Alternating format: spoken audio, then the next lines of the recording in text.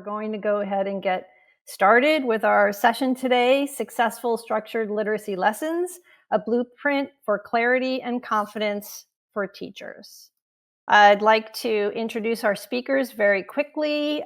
We've got Stacy Hurst, who is host of our Literacy Talks podcast, and she is a professor of reading at Southern Utah University. She brings decades of experience supporting teachers and students of all ages and backgrounds. So welcome, Stacy. We have Pepe Wymore, a professor at Central College and president of the Reading League Iowa. You are a true leader and advocate for literacy, so welcome. And we have Dr. Vicki Paquette from Colorado State University, Pueblo. She's a nationally recognized expert in structured literacy and teacher preparation. So we're so fortunate to have all of you with us.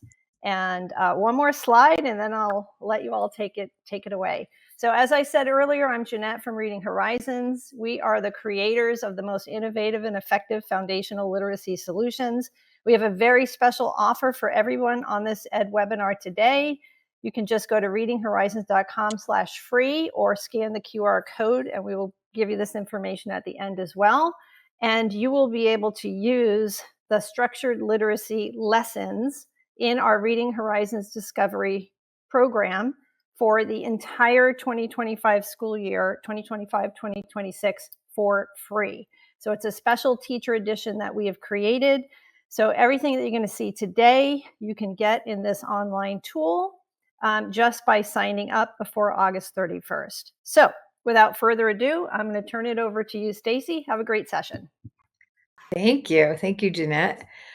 Today, we are so happy to be with you and talk about this topic. As Jeanette mentioned, we are all very involved in preparing pre-service teachers with this information. So we thought we would just share it with everyone.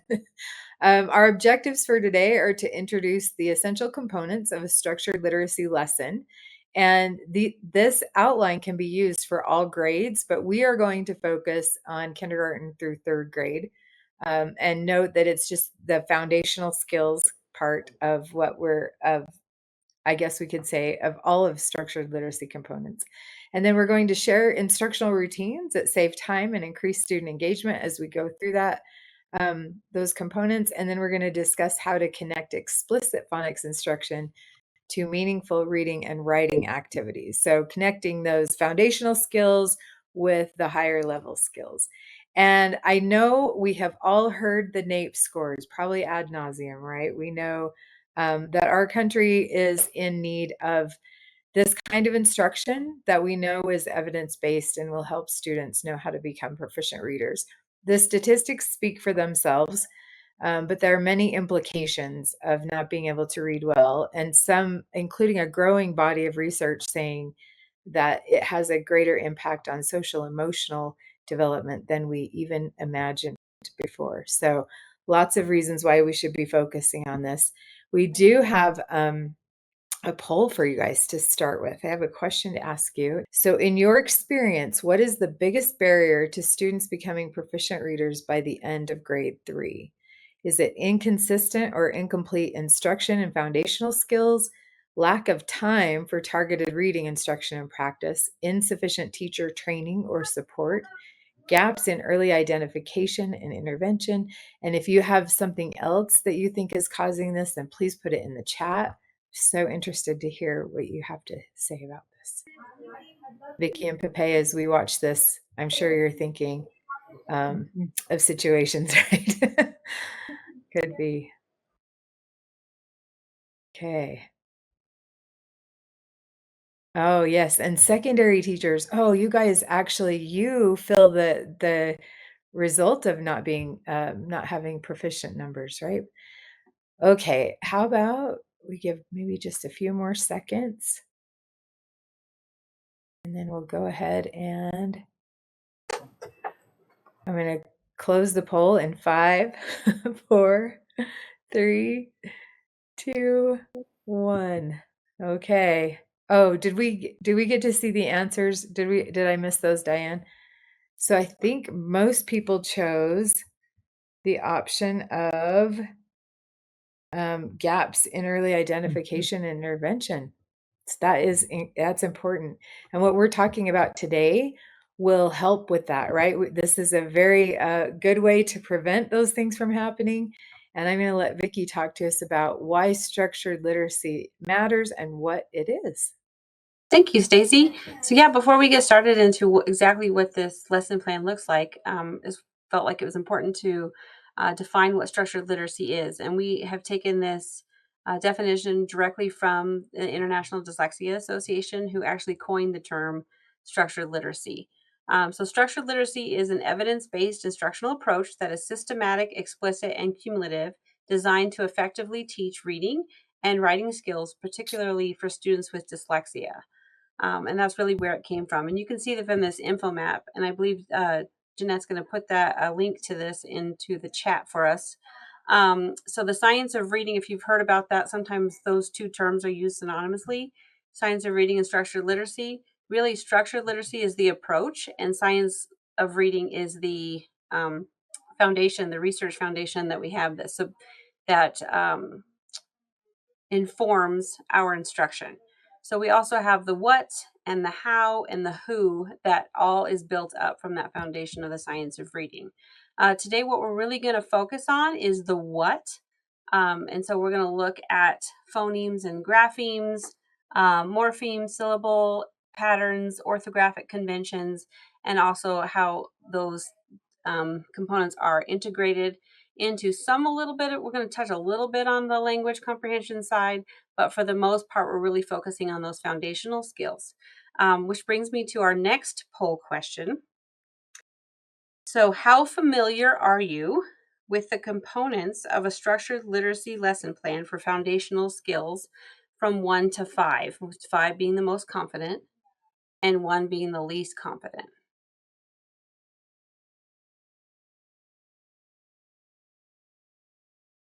That's great. So we have quite a few in the middle there, but more so on the side of being more confident, and a few that are less confident, which is just fine. So I really feel like our session today is going to help all of you feel more confident.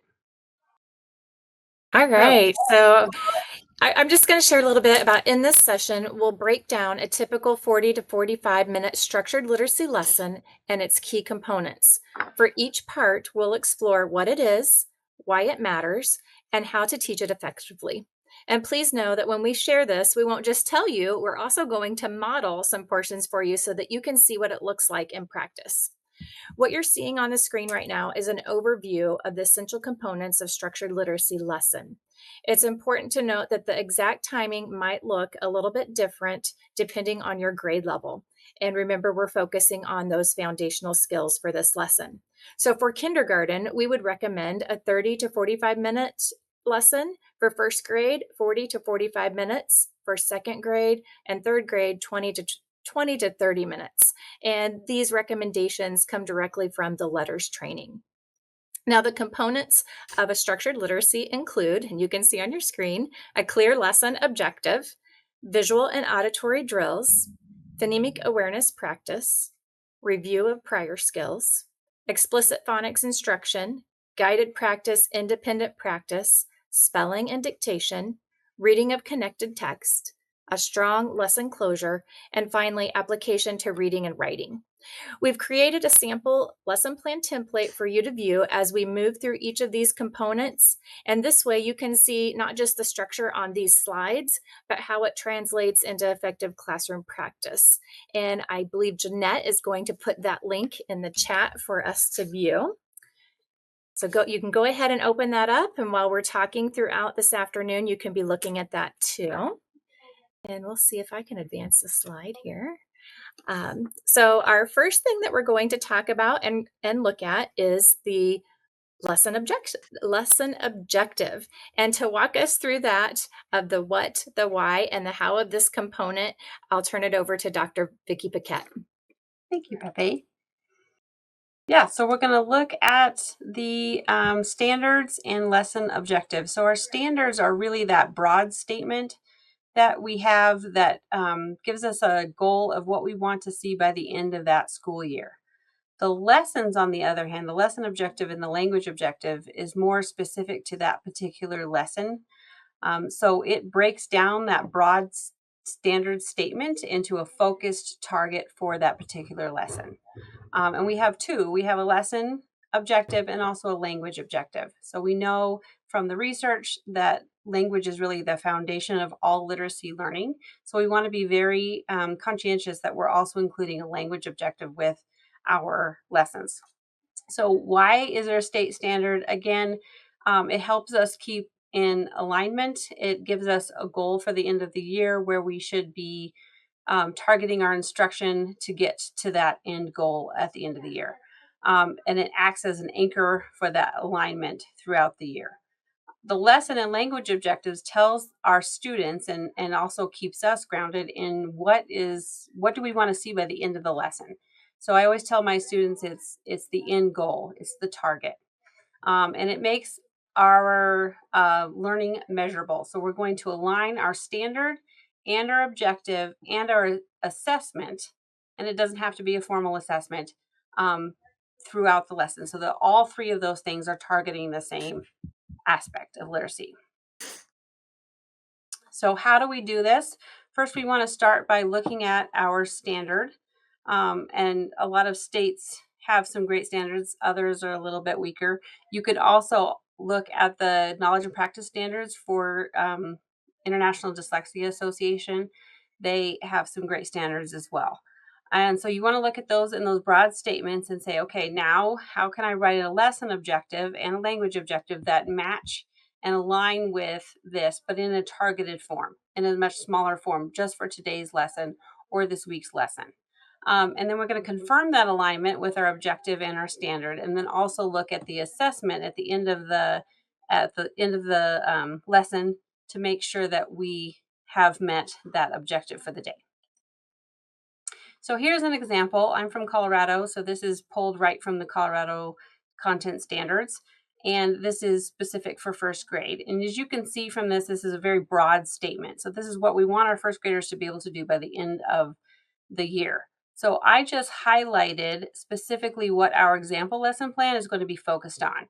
So we're going to focus on Standard 2, C1, which is knowing the spelling sound correspondences for common consonant digraphs, which are two letters that represent one sound.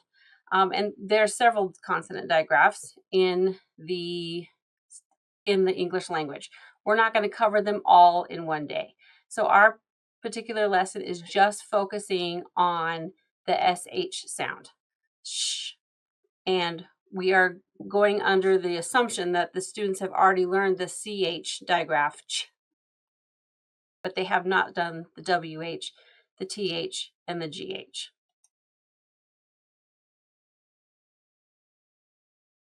Okay. And so there's lots of different ways to write an objective. A lot of them have the exact same components. I like to use the ABCD method just because it's really easy to remember. So the A stands for audience, B stands for behavior, C stands for the condition, and D is the degree. So the audience in this particular lesson objective would be first grade students. The behavior is, what do I want? What's an observable behavior that I want to be able to see by the end of the lesson? So in this particular case, we would like to see that the first grade students will correctly identify the spelling sound correspondence. The condition is kind of what the learning environment is, what we're doing, what is the lesson environment that is being provided to them. And in this particular case, we're thinking objective, the assessment at the end. If they're given a list of 5 words containing the common digraph SH, we want to see that they can correctly identify those with 4 out of 5 correct responses. So that would be our degree. So we can very firmly say, yes, they were able to do it, or no, they were not. And if they were not, then we have to look at that data and say, okay, what do I need to do tomorrow to make sure that we're targeting those kiddos that were not able to do that.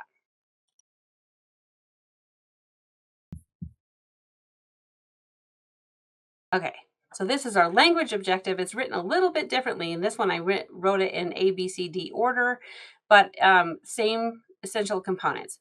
So for the language, we're going to look at students will use the digraph SH to orally share with a partner, like the fish is in a dish, during turn and talk throughout the lesson, using clear pronunciation and listening for their partner's use for the sh sound.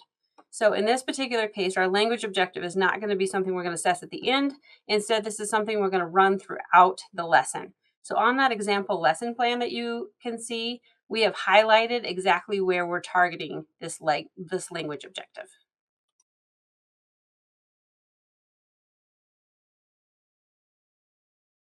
All right, so now I'm going to pass it over to Pepe to talk about the visual and auditory drills. Thanks, Vicki. So here on the screen, you can see it shares about visual and auditory drills.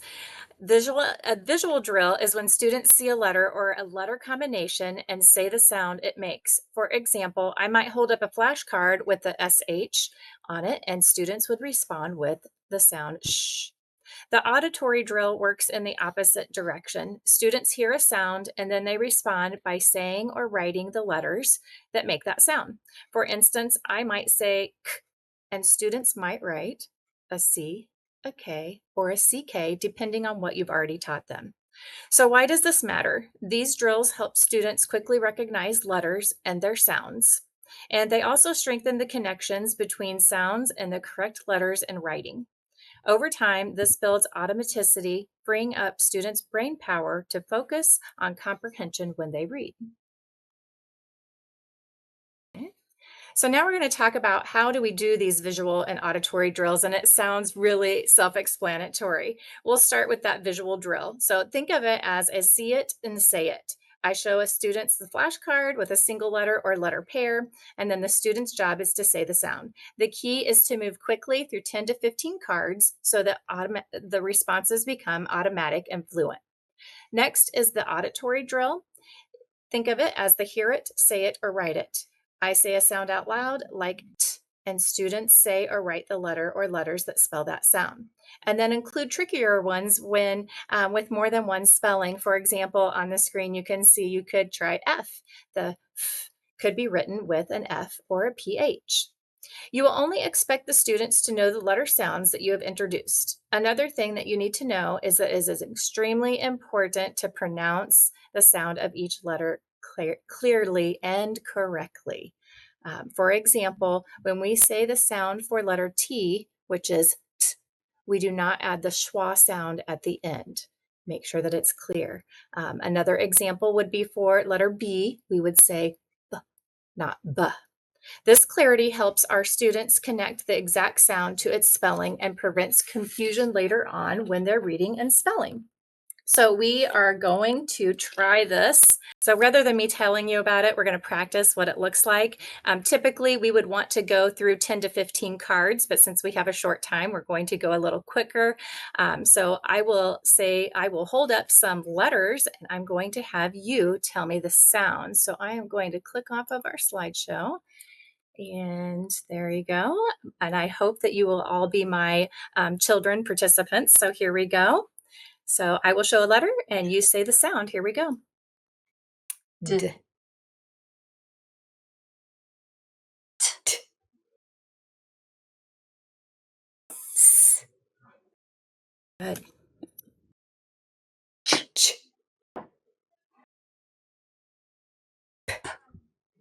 Okay, now we're going to do it the other way. I'm going to say the sound and then I want you to write the letter. So the sound is T.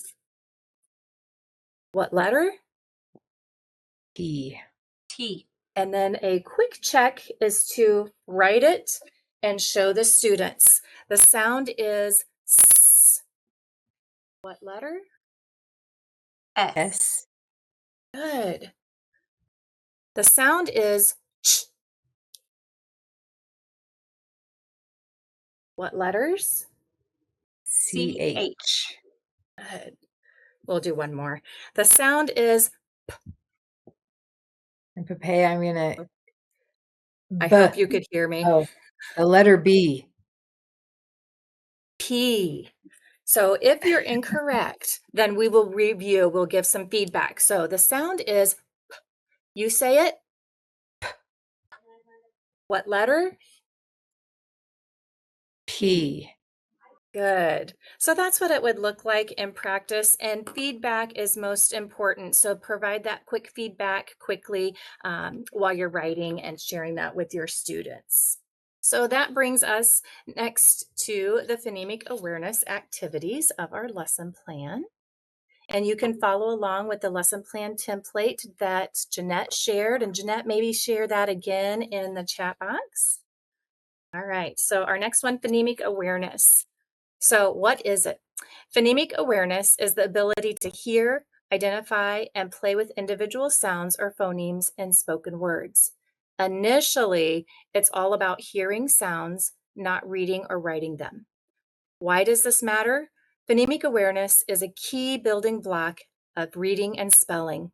If students can't hear the sounds clearly, they are going to struggle to match them to letters later. Students who can hear and manipulate sounds, they learn to decode or sound out words more easily. They become better spellers, and they develop stronger reading comprehension later on. In short, phonemic awareness sets the foundation for everything that comes next. All right, so now you'll see on this screen the 8 skills of phonemic awareness in order of difficulty. And I wanted to bring your attention to the ones that are highlighted. So the ones highlighted are going to have the biggest impact for our students. So the isolation, blending, and segmenting. Other important points that I want you to know as you teach these skills of phonemic awareness, that for multilingual learners, the use of pictures is very helpful to connect sounds to meaning. And as I said before, among those 8 skills, isolation, blending, and segmenting are the most critical, and they have the biggest impact on reading and spelling. So the majority of the time should be focused on those. So to make this concrete, I'm going to give some examples so that you can see what each of these skills look like. So the first one, I'm going to have you be my students again, is isolation. A teacher might say, what's the first sound in chip? Good. Right. The next one, whoopsie. I don't know, we missed one. Oh, sorry. I got it. Okay, so the next one is identity. And for that skill, the teacher might say, which word has the same first sound as in charm? Is it fan, chat, or map? And the answer is? Chat. Chat. Ah, good. All right. Our next one is categorization. Categorization. The teacher might say, which word does not belong? Lunch, much, or mouse? Mouse. Mouse. Good, that's right, mouse. Make sure you're giving good feedback to your students immediate right away. Our next skill is blending. So blending, the teacher might say, what word do you hear when I say these sounds? K, ch. What's my word? Crunch. Crunch. Good. The next one is segmenting. Segmenting. So for that, the teacher might say catch. Catch. What sounds do you hear in catch? Ch. Yeah. K, a, ch. Catch. Good. The next skill is deletion. And the teacher might say chen without the ch. What do you have? In. Good. Oh, my students are paying. So they're really following along and getting it right. Our next skill is addition. So a teacher might say, what word do you have if you add ch to the beginning of at? Chat. Chat. That's correct. And then the 8th one, which is the most difficult, is substitution. So the teacher might say, change the in much to s. What word do you have? Such. Yeah, that is hard. I'm going to repeat that. So substitution is changing a sound in the word you're working on. So change the in much to s. What word do you have? Such. Good. All right. So here's some tips for us. Now that we've reviewed the key phonemic awareness skills, here's some tips. So we can use sound-based games. We can do picture sorts that are very helpful for students. You can sort by rhyme, syllables, by initial, medial, or final sounds. Use physical manipulatives like chips, buttons, or blocks that can represent phonemes. Giving students a visual and tactile way to segment sounds often is a great scaffold for students. And then in each lesson, target just 1 or 2 phonemic awareness skills. Focusing on too many at once may be overwhelming. Always focus on correct phoneme pronunciation. Be careful not to add the vowel sounds or a schwa sound at the end. For example, we said earlier the t sound is t and not t. Okay. All right, so I am going to model what this looks like in practice, and I'll demonstrate a couple without using L. Conan boxes. So the L. Conan boxes, I think, are wonderful for just providing that extra scaffold when students aren't getting it. So we are going to do, let's see, we're going to do some blending here. And I'm going to turn off my slides here. Okay. Now the first ones, I'm not going to use the scaffold, and so you'll just listen. So the skill of blending is less difficult than segmenting. So we're going to start with that one. So here we go. What word do you hear when I say ch, I, n? Chin. Chin. That's correct. What word do you hear when I say s, ch? Such. Such, that's correct. So I wanted to show you with my L. Conan boxes. So if I had a child that needed more scaffolding, I would say, let's blend these to make a word. Here we go. And we're going to blend and make the word ch, I, n, chin. Okay. So that is blending them together to make that word. The other one that we did was such. We're going to blend that word. Here we go. S, such. Okay. Using those L. Conan boxes is definitely a great way to show them that concreteness. Now, the other skill is segmenting, and segmenting is a little difficult. So we would say, here's an example of that. If I say chip, what sounds do you hear in the word chip? Let's try it. Ch, I. Good.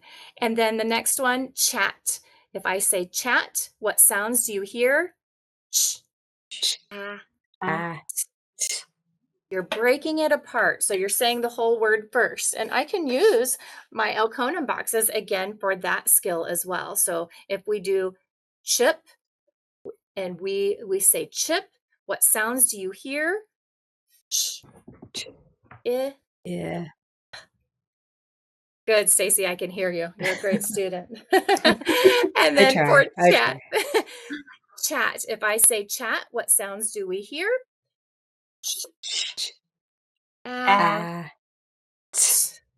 Good. So that is a more concrete way to help our students who might have some difficulty. Pepe, why did you not put letters on them? On those? So, and you great question, Vicki. So the reason why I didn't put letters on them is because initially we start with the sounds. So when we get past that and we're ready to move on to the letters, add those letters as soon as you can. That was a great question. All right. So now that we've seen the phonemic awareness in action, we're ready to move on to the review of skills. And Stacy's going to take that one away for us. Okay, thank you. And we are going to pick up the pace a little bit here. We are spending time explaining these things, but of course, when you're teaching this lesson, it clips at a perky pace, as Dr. Anita Archer would say. So when we're at the review skills part, this is a really good opportunity to revisit prerequisite skills that students will need to learn for the new skill you're going to introduce for the day. It is a good way just to revisit their newest learning, maybe from the lesson yesterday. And it's also an opportunity for spiral review. So for our concept today, I will just give you a really quick example of each of those. So maybe a spiral review, since this is a first grade lesson, we go clear back to letter formation and just review how we create the letters S and H, because they're going to be in our digraph that we're going to learn today. And we visit the verbal pathways that we learned when we learned to form those letters. So that's one example of something you could do for a review. Prerequisite skills. We need to remember the definition of a digraph is 2 letters that spell one sound. And we could even talk about the morphology of the word digraph, di meaning 2, graph meaning letters, 2 letters, 1 sound. And as Vicki mentioned, we already, let's say yesterday, we learned the digraph CH, and the spelling for that we learned was ch. And so we could revisit that as well. Then we move on to the then we can review our newest learning, which would be that digraph CH and the sound ch. And we might revisit that sound spelling wall that we learned about when we learned the digraph and the spelling for that. There's a question in the chat. What about TCH? That is also another spelling for ch, but we don't want to give them all the bad news at once. I've heard somebody say sequence is important here. So we'll initially teach CH because that's the most common spelling for that sound. And then in a subsequent lesson, we would learn TCH, and we'd review the ch sound again. Once you've reviewed those skills, and again, that's a very quick part of the lesson, then we're going to move into our gradual release of responsibility mode, and we are going to introduce our new learning. And this is, as you know, if you know the gradual release of responsibility, we have made it into the I do, we do, you do framework. Love it. And we're going to start with the I do. So in that part, the teacher is the one that is explicitly teaching the new skill or spelling pattern.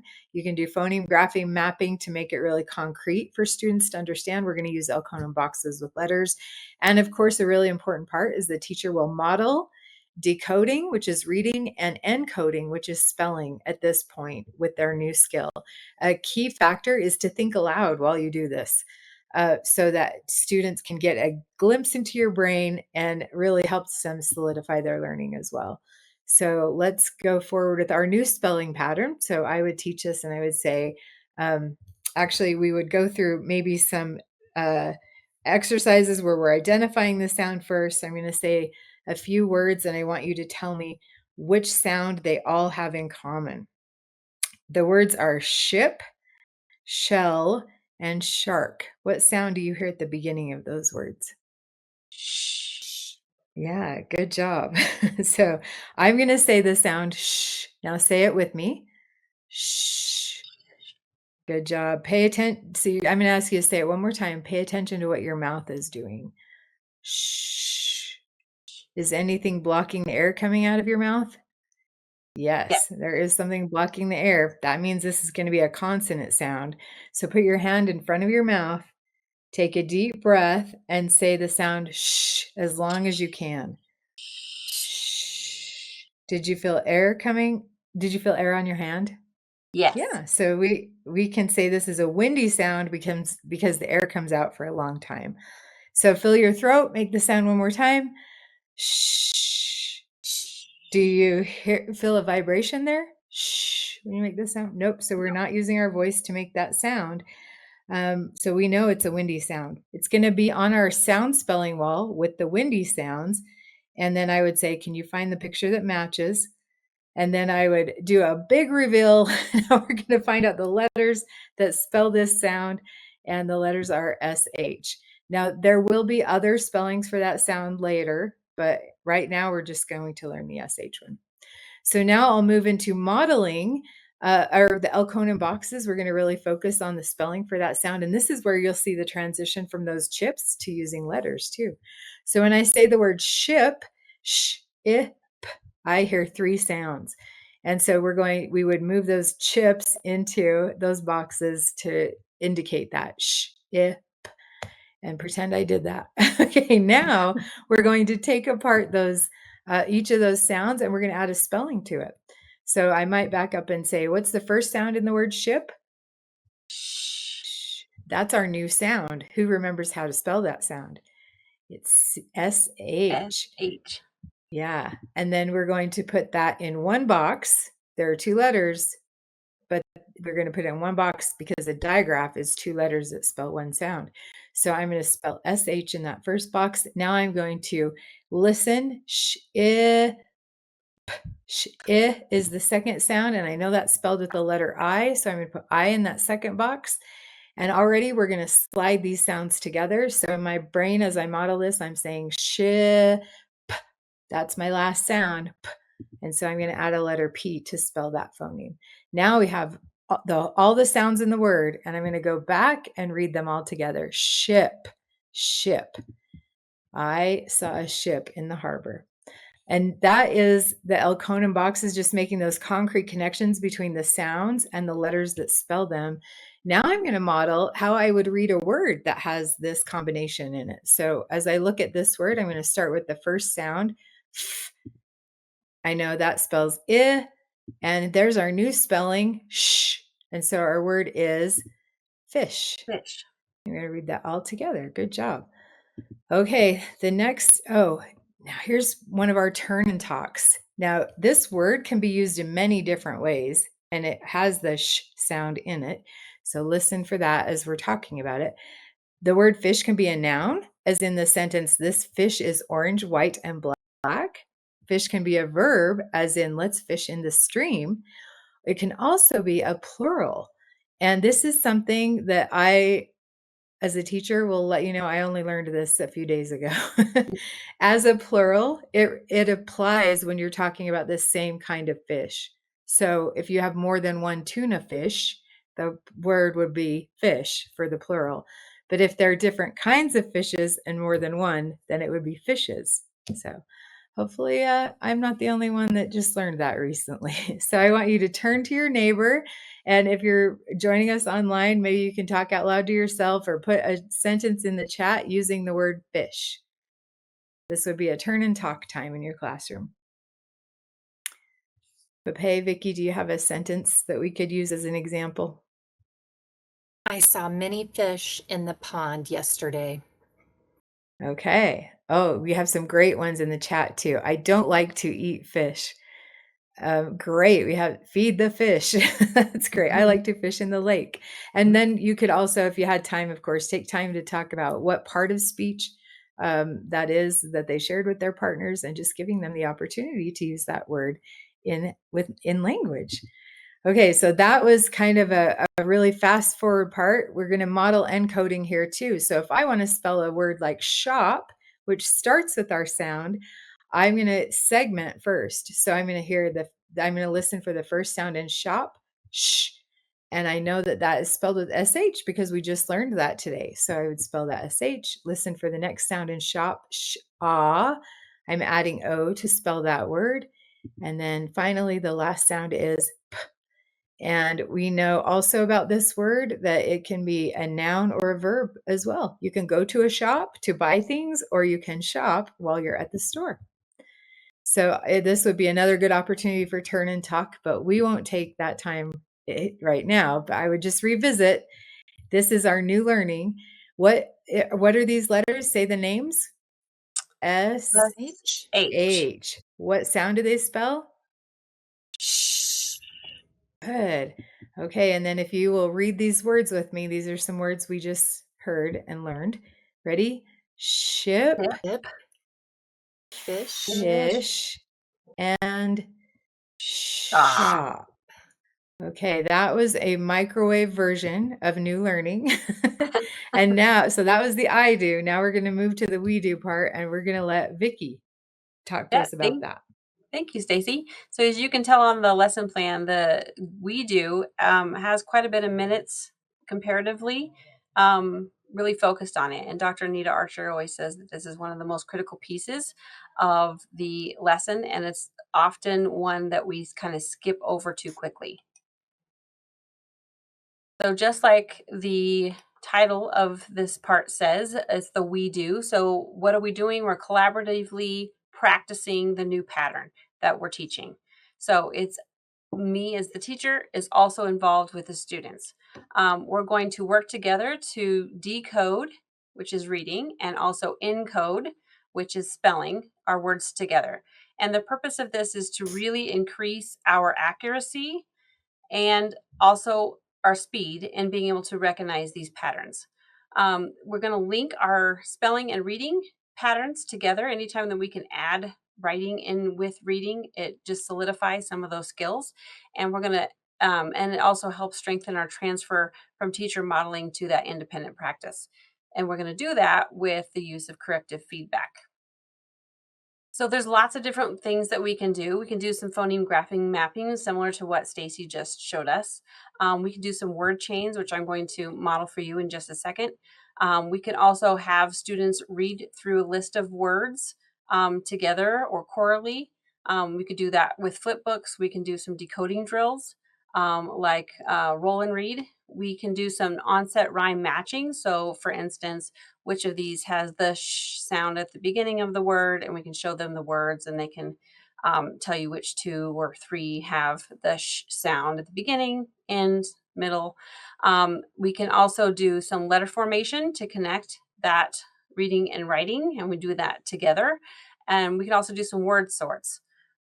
So later on, for instance, if we had taught the TCH and the CH, so we could separate which words belong in the TCH column, which ones belong in the CH column, and why. Why would we use a T and why would we not use a T in particular instances? So let me show you just a couple of these activities, like I said, with word chaining. What I would do is start out by saying, let's write the word dish. And we would again break that down. How many sounds do you hear in the word dish? I, sh. So there's 3 sounds. So you should write 3 lines, or if you want to do Elkonin boxes, 3 boxes, and spell that word. Now I'm going to give you a new word. The word is dash. So you have the word dish, and I want you to change something to make the word dash. And so we'd say, where's the sound? Where does the sound change happen? It happens the second sound. So they're going to change the I to A, which is A. And then you just continue on just changing 1 letter sound at a time. I would recommend having your list already created. Otherwise, you trying to come up with words on the fly is very difficult. A lot of times you'll come up with words that maybe a phoneme or a grapheme that they have not learned yet. Another thing you could do is have a word list for them, and you could read through it together chorally, and then have them, this is a good turn and talk activity where you could have 2 different partners, maybe chips and salsa, get with your chips and salsa partner. Chips, you read through it first. Salsa, make sure that they are reading that accurately, and then switch. Yeah, so those are 2 different things that you could do. You could also work on, let's see how quickly we can read that, like natural speed, correctly. All right, and so now I'm going to pass it on to Stacy. Yeah. And so this is just more practice. I heard Jan Hasbrook call this y'all do. So we have I do, we do, y'all do, and then you do. We're just moving to more independent. This is a time that students you can read in partners, chorally, whatever. It's kind of the same. You could do the same activity as Dr. Paquette just demonstrated, just a little more independently. So with a partner, the important thing is though that all students participate. So here's a really quick example of that. I could have Chips read the words on the first line, Salsa partner read the words on the second line, and then they could take turns reading the sentences at the bottom as well. One thing to mention, somebody asked this in chat, when you are dictating these words or you're using a new word students don't know, yes, take the time to talk about the meaning of the word. And if you can plan for that ahead of time, pictures really help with that as well. Okay, speaking of dictation, let's move on to the spelling and dictation part. And who is going to talk about that for us? That'd be me. Great. Yes. So we're going to move into the spelling and dictation. So what is that? Again, we're just applying that learning in our writing. We're going to connect the skills that we're learning in a writing form. We're going to strengthen that spelling and reading connection by doing so, and we're reinforcing new learning and revisiting new previous patterns taught, so you can bring in skills that you've already taught. This also helps improve writing fluency along with spelling accuracy, and it develops our self-monitoring and error correction habits. What do you see? Does that make sense? Are there enough sounds represented on your paper with letters?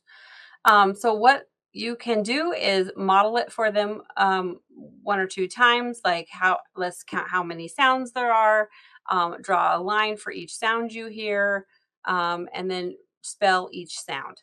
As they get better and better and better with that, you can cut out some of those steps. You're going to lead the students through that routine, look and listen, echo, count the sounds, write the sounds. Model correct version on the board first, after they've written it, and then talk about each of the parts, especially pointing out those tricky parts. You can have them use whiteboards. I like to have them use composition notebooks. That way I have a permanent record of what they're doing, and there's a lot that you can tell from their spelling whether or not they're understanding the concept. You can conduct a dictation routine using today's element, but also previous taught patterns, and then reinforce the learning with word sorts or targeted word work activity as you see fit and as you have time. So it would look like this. I always tell my students to turn to the next clean page of paper, put the date at the top, number from 1 to 5.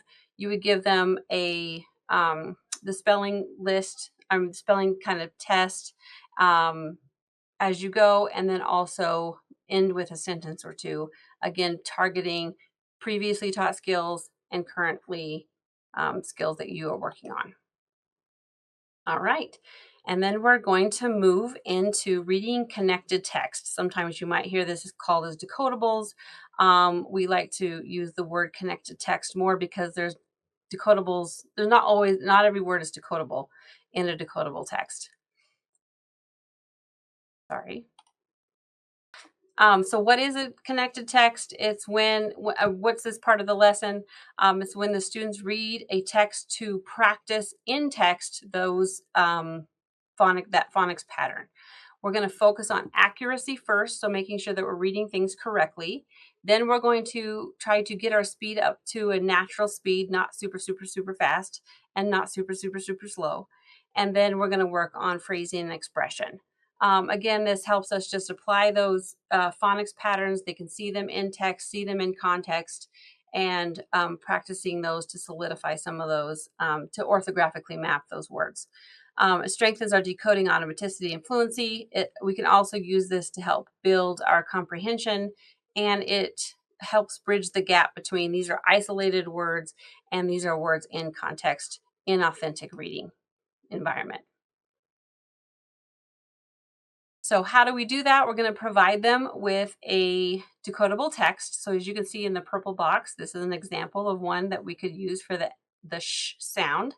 There's a lot of words that have that grapheme inside there.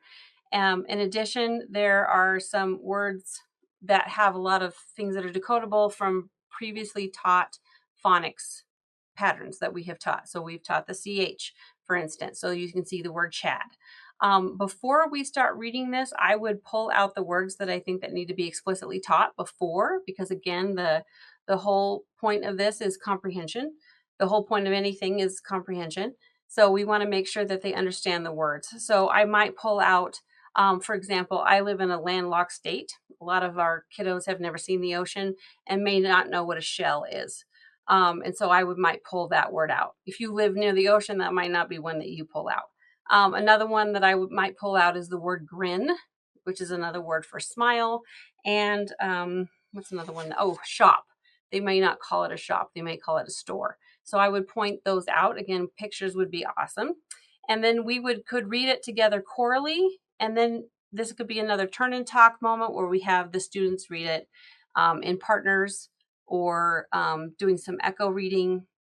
But when we're at the end, I could model for them what it sounds like at a natural pace, and also providing some of that phrasing and expression.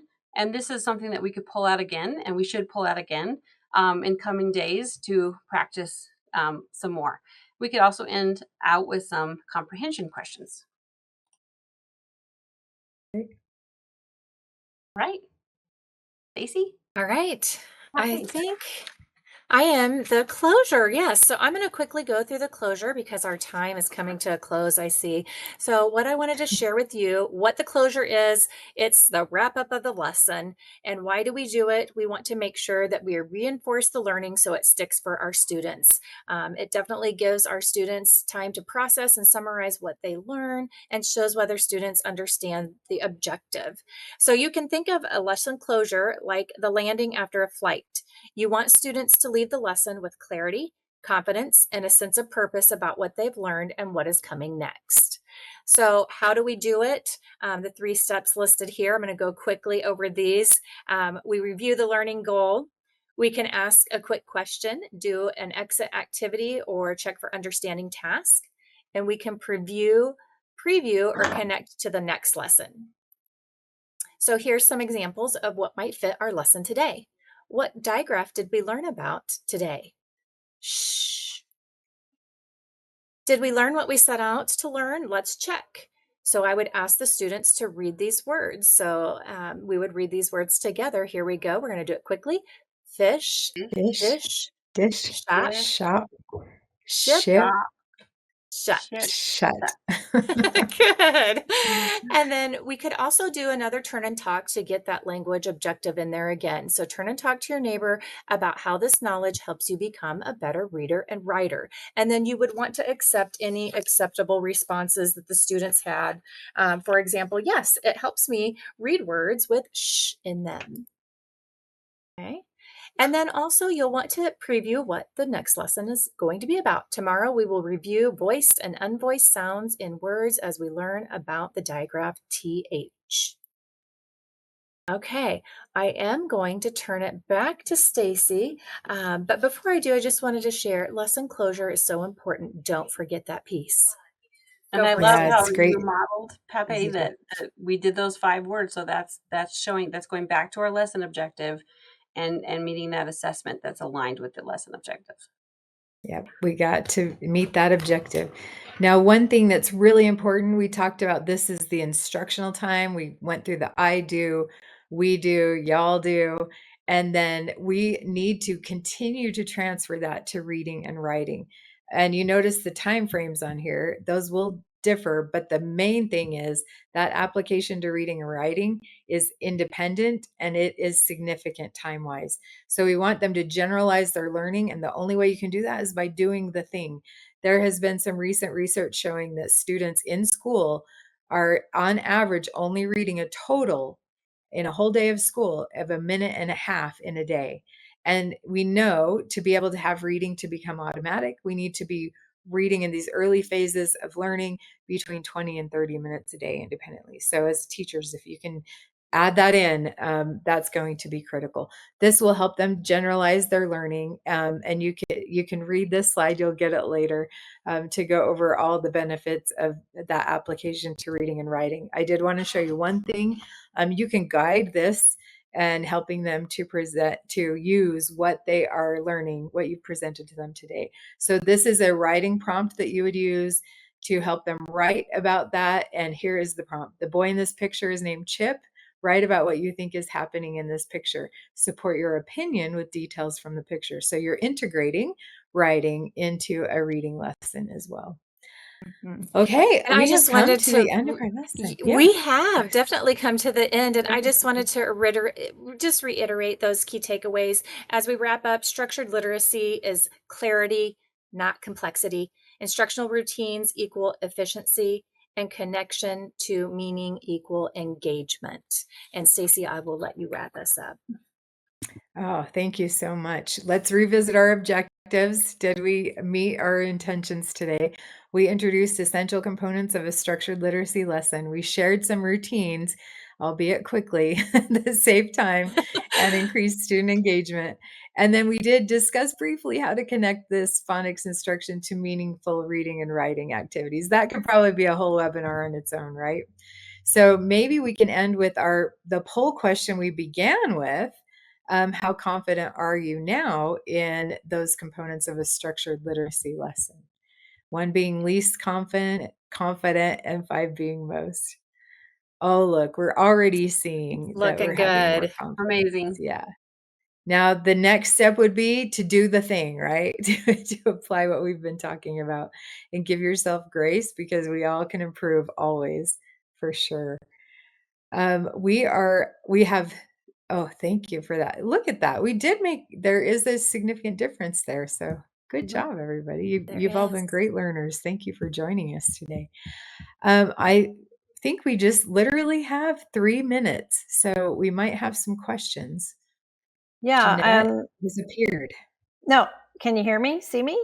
Yeah. Let's You're do good. one question, and then we will wrap it up. So we have one that this kind of seems like a daily type of thing. So it says, does this literacy routine still work for students who are in a structured literacy class only 2 times per week?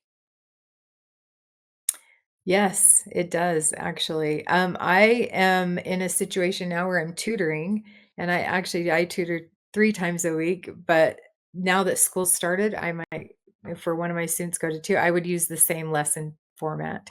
And it might be that you need to break it up if you have multiple lessons that you're spreading it out over. Of course, we'd rather have them have it every day of the week, but I mean, it's going to be beneficial regardless.